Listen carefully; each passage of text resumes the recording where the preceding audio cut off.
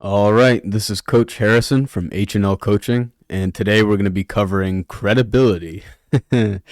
So, you're getting into working out, you're getting into fitness. Awesome. Be safe, have fun, but you want to know who to listen to. Who's credible? Okay, so let's talk about this. This industry is currently in a crisis of credibility. So, you got people with PhDs lying about data for views, people shilling out supplements that don't really work, right? And a bunch of advice purely based on emotion. I almost don't even know where to start here. But don't let that put you off from getting into this. It's just that a lot of the worst offenders are going to be actually, unfortunately, some of the biggest YouTube channels about this stuff and the people with the largest following. Because unfortunately, the algorithm rewards, being on the latest thing and talking about trends as opposed to, like stuff that actually works. So a lot of times what ends up happening is people will get funneled, newbies will get funneled into the big channels, then they'll have trouble with results, and then you'll kind of see this trickle down effect, and then they'll start, subscribing to some of these smaller channels, which are actually, some really credible people. And it's not that the large channels aren't credible people, it's just that they've kind of switched their focus from being as credible as possible to optimizing, of course, the number of views and engagement they're going to get. So this doesn't mean that just because someone has a large following that they're not credible. That's not the point of this. All it means is that you need to be careful because a lot of the more popular channels are going to be the people appealing to the most people. And often with fitness, a very individualized thing, when you're appealing to a very broad audience, you're either saying things that really apply to beginners or people just getting into it, or you're saying things that may not actually apply to everyone, but you're kind of talking about them as if they do, okay? So we'll get into it. So we have a good handful of questions you can ask yourself to figure out whether this person is a good person to listen to.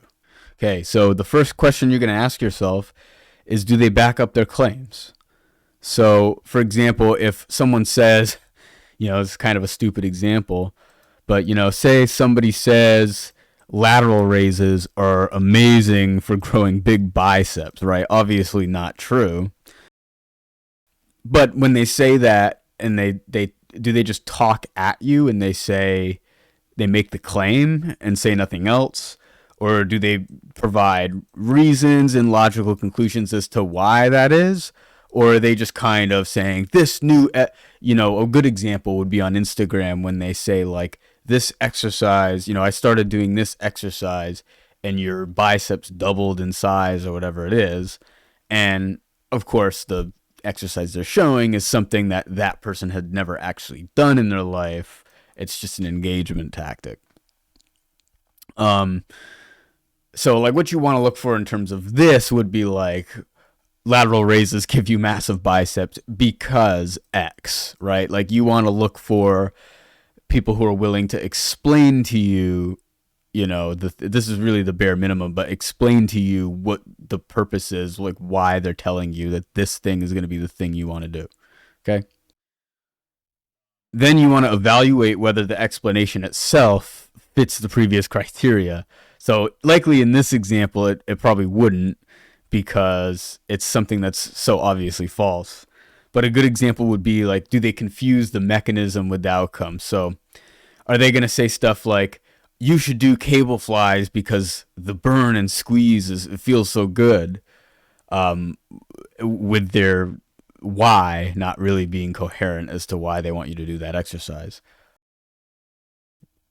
So, for example, circular reasoning. So they'll say something like, this exercise causes muscle growth, or this methodology of doing cardio is going to cause you the best weight loss because it does, or like because it feels good to do, when in reality that's not that's not a good way to judge whether that's going to work for you or not. Now, this is not me saying that there's anything wrong with opinion and advice based on experience.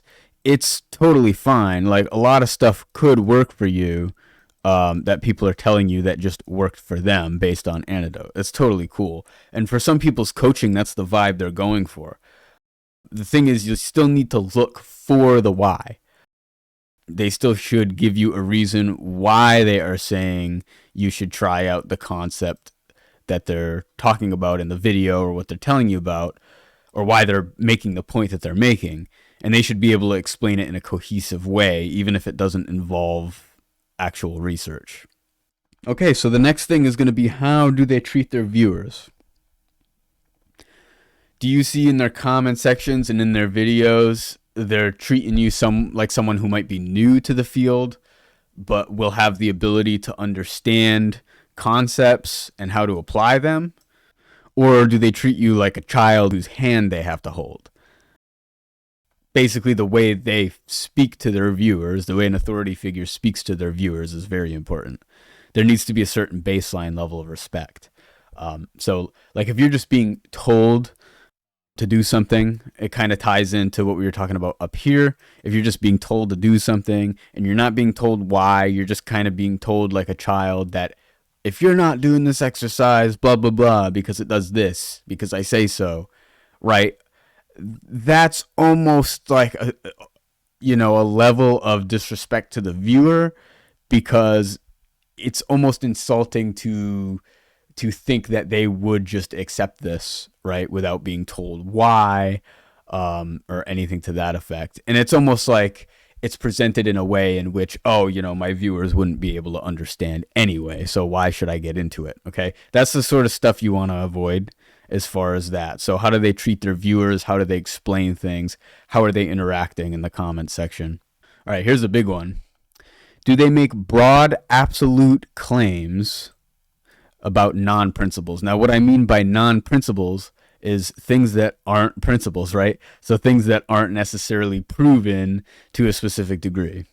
So if someone's making a broad statement about something that's not been proven, there's a couple of reasons why this is an issue. So, for example, do they say this is the optimal exercise for the quads, right? That you're going to get massive quads, or, this is the greatest way to do cardio. Oh my God, my drawing's so bad. This is the greatest way to do cardio of all time, right? And they're just talking about greatest or best, right? So let's get into something. Let's talk about optimal. You're going to hear this thrown around a lot. Optimal. So optimal is not a real thing. Yes, it's not a real thing. It's not a real metric that exists. You can't measure optimal, at least not in the context we're talking about it. It doesn't exist to measure anything. It's not a real thing, okay? It is an emotional term.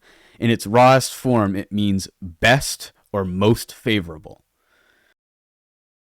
Which, if you're a human being, which I'd hope you would be if you're watching this video, you know that everyone's different.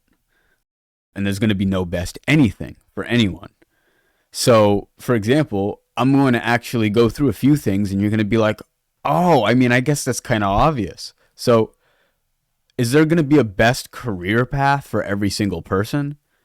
You'd look at me like I was crazy if I said that. You'd be like, dude, everybody's going to want to be doing different things. Like, some people want to do, some people want to work at the office. They like being seated. Some people want to be more active. Some people are going to be entrepreneurs. You would look at me if I'm crazy if I said that something was the best career path for everyone. There's also no best hobby for everyone. If I told you that collecting rocks was the best hobby, you'd think I was stupid. You'd be like, well, obviously not, right? Like, if I told you universally vanilla ice cream is the best ice cream, you'd be like, well, no, I like chocolate. So there's no best hobby. There's no best preference. There's no universal best style. There's no best car. There's people who are going to like a Prius over a McLaren, right? There's no best car. So in terms of these things, we say Well, of course there isn't. Everyone has their own way of living life, right? And their own optimal.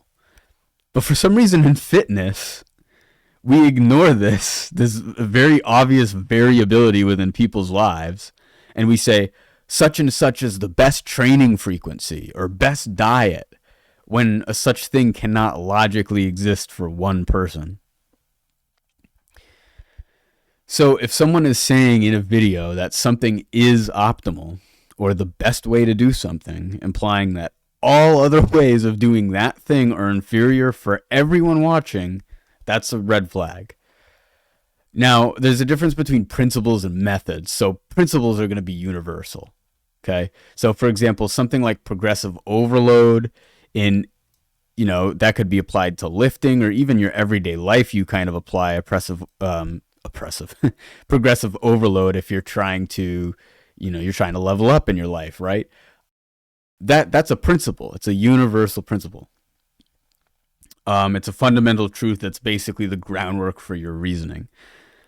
But methods will be more individual. So what methods are is it's just going to be like, an example of a method would be the specific program you like to do, or, I like to take walks in the morning. That's my method. Right now, it's working great for you. And if you're level-headed, would you make the claim that it's best for everyone? No, that's not an intelligent claim to make. So if they're selling you a method as if it's principle, so maybe they're saying something like, you must eat carnivore to get lean, right? I mean, that's you're treating a method as if it's the only method that exists, and that's a red flag. All right, so pretty big one there. So we'll move on. So the next one is going to be, are they intellectually honest? So what I mean by this is, I'm not saying that people can't joke around or go on podcasts or use profanity. I'm not saying people can't have a personality, right? But there's a few things to look for when it comes to this. Are they mature? Are they well-spoken? Do they get angry when their notions are challenged by others? Do they go on the attack when someone asks a question they don't like? Or if someone has a conflicting viewpoint, like are they constantly telling people their questions are stupid or that they don't care about their questions? Right, at that point, you would just not answer the question, right? So if they're going out of their way to be angry at people asking questions or angry at viewpoints that don't align with theirs, it's probably someone that I would say that, okay, so it's not that like if they match one of these questions that they're completely incredible. It's just that these are all things like you want to look out for, right? If there's a lot of this going on at once, then it might be best to maybe not apply so much seriousness or credibility to that person or influencer. So someone who's intellectually honest, on the other hand, will have no issue saying stuff like, I'm not sure, this is not my field, or, oh, I made a mistake, I wasn't correct about that, my apologies. Or, if they accidentally made a silly claim or they just had an off day, my apologies. I said an absolute thing there, or you actually your argument, and I did look into the research you sent, and yeah, it makes sense. I'll consider that, right? That should be the sort of conversation that you're looking for. Now, on the other hand, if someone makes a cohesive argument and their response is something like post physique or, something about how they look. Like I just saw one today. I was on Instagram, and it kind of sucks because it was from a guy I followed on my business account, but it was a post, and then someone just said something, and they could have been wrong or right. The guy in the post was doing the pec deck, and they said something about, you should keep your arms a little straighter. So even if it's something you may disagree with or you may think you're correct about, it's, you still have to remain level-headed. And what I saw was that somebody made a comment like that, and the original poster replied with, oh, I hope that's not you in your profile picture. Okay? So just stuff like that doesn't need to be called for. Like, that's the sort of stuff you want to question the person's maturity, right? If we're looking at people's profile pictures or their bodies and we're attacking appearance and the person instead of their actual ideas, And some of this will even come from the self-proclaimed science-based crew, right? It's not very science-based to ignore someone's ideas and attack them for what they physically look like, okay? So we want to try and avoid that. And usually, like, if you're saying stuff like that, like the post-physique thing, or the I'm bigger than you, or the you're fat, or like whatever it is, if it's immature, this is someone who's a little too emotionally attached to their perceived expertise. So remember, we're debating concepts and ideas here, not going after people themselves. And someone who's credible will be able to defend their ideas without even getting angry. It'll just seem like they're trying to educate the other party. Now, there's nothing wrong with stitching and whatever that's called on TikTok and responding and debunking things, even things that other coaches or influencers post. But pay attention to the way that they do it. If they're being informative and doing it for the sake of good information for both audiences, that's fine. Or are they doing it because they have a motivation to attack the other party? Are there personal issues that go farther than the topics at hand? And of course, no one will be perfect. But if consistent emotional attacks and defenses and the slander of others is routine, then this is probably a red flag. All right, now we got coach or influencer. So there's nothing particularly bad with being an influencer. That's not the point of this. It's important to differentiate some of these things. So the question would be, the kind of break-off question would be, does this person actually train real human beings? Because fitness influencers are often popular because of their lifestyle and the way they train. And this is a little bit different from a coach. So there's a threshold here too. It's not like you're either going to be one or the other. There's going to be a little bit of probably sharing the lifestyle, leaning more toward being an influencer or more toward being a coach. And it's important to make the distinction. But there is going to be a threshold. So there's some people who are going to do online coaching, but they do, influencer type stuff. And then there's some people who are like pretty much just going to be coaches. So the differentiator here is you just want to see, who coaches real people. So someone who's spent time coaching real human beings will often have a very non-absolute take on things. So like when you train 50 plus people with different genetics, different ages, different potential injuries and different schedules, and not to maintain priorities for what they actually want, you realize that a lot of the theory will fail in terms of practical application. So pretty short one there. It's just be aware of the difference. There is a little bit of a difference.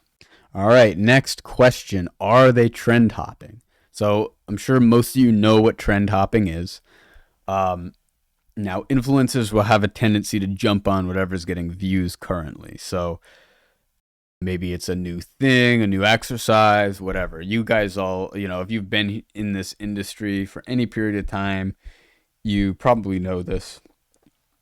Which, again, this is a threshold. There's going to be an amount of this that is acceptable.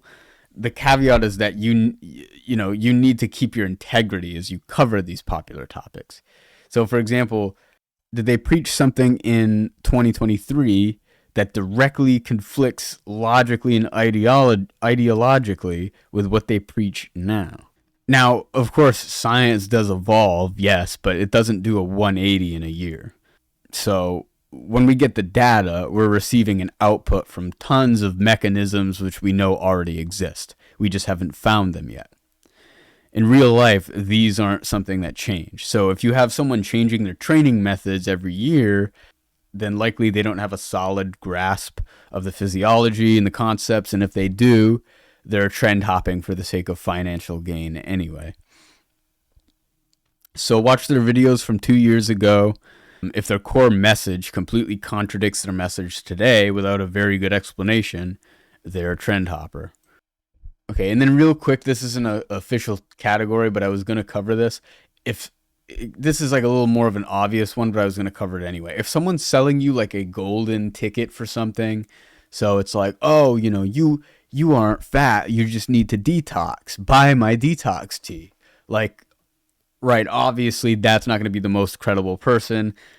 Now, coaches will sell you things. They're going to sell you, your coaching, which is basically like a mentorship, or they'll sell you programs, or some of them might sell books, stuff like that, right? Or diet plans, or whatever it is, right? But they're not going to sell you, like, if everything is behind some paywall and it's like the golden ticket to being shredded, and like you just have to buy this product, or like, this supplement or whatever it is, then it's likely that that person's just trying to make some money off you. So, of course, that one a little bit more obvious one, but just thought I'd add it in there because it's still, people hide stuff like that pretty well even still. So, this was how to figure out if someone is credible in this industry. I hope you guys enjoyed.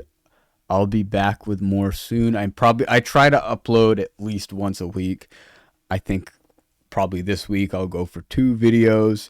It's tough. I have a pretty hectic schedule, but I'll try to keep on top of this whole social media thing since I've just gotten started with it. All right, so I look forward to seeing you guys in the next one. Take care.